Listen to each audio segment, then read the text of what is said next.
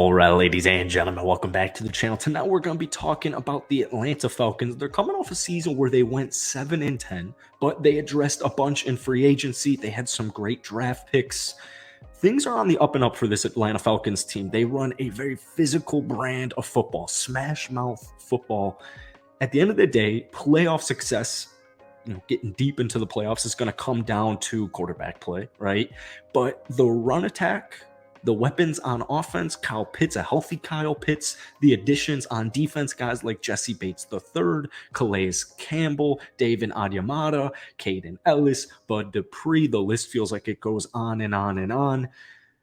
With an improved defense, at least a middle-of-the-pack defense, they're going to control the clock. They are going to beat defenses with the rush, and I wouldn't be surprised, man, if they won 10 games.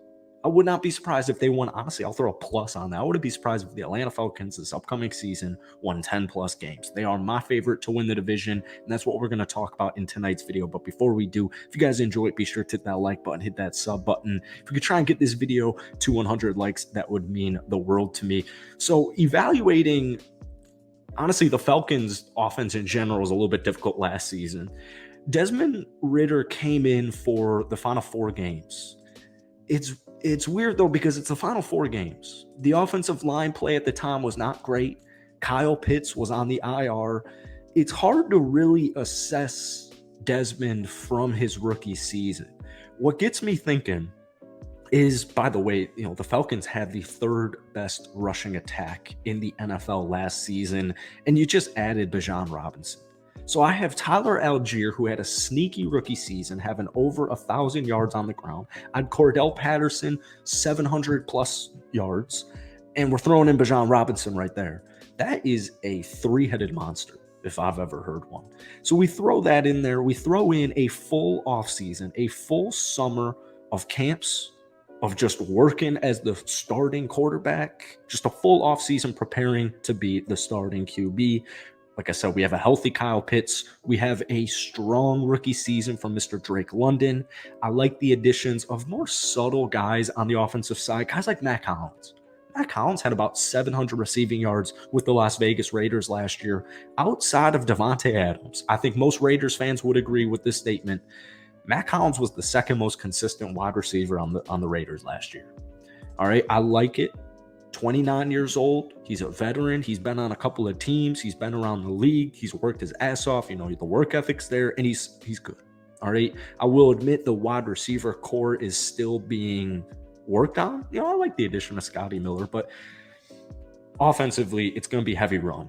And the rush game, just controlling the clock, winning in the trenches on both sides of the football, but just winning in the trenches on the offensive side, just having, they had almost 3,000 rushing yards last season. They averaged 4.9 yards per attempt. It's crazy. So they're going to control the clock. And if Ridder can just at least limit turnovers, which, by the way, he didn't throw any interceptions in the 4 games last season. If he can just control the clock with the run game, limit turnovers, and make the throws that you need to make, well, regular season-wise, I get it, man. The Saints really improved. They have Derek Carr now. The Panthers are an intriguing team. I'm not really worried about or concerned about the Tampa Bay Buccaneers, but I think it's the Falcons division. All right, defensively, we just mentioned a bunch of new names. I really love the addition of guys like Jesse Bates III. The secondary does have some question marks. I would really just put defensively sacks. Last season, they were the 2nd worst team rushing the passer. They had just 21 sacks on defense in general. So there's a couple of guys that I mentioned, Calais Campbell, Bud Dupree, David Onyemata, a couple of guys out there that are going to get to the QB. But another big concern is the secondary. I got to say, I'm not really concerned with it.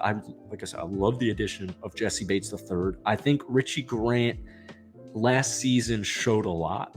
I would not be surprised if he continued a breakout season. I know he gave up a bunch of touchdowns, but, like I said, the defense in general, especially the secondary, wasn't great. He had 2 interceptions. He had 123 tackles, but new faces, guys like Jeff Okudah, former 3rd pick in the draft. This is the former 3rd pick in the draft. Mike Hughes, former teammate of his.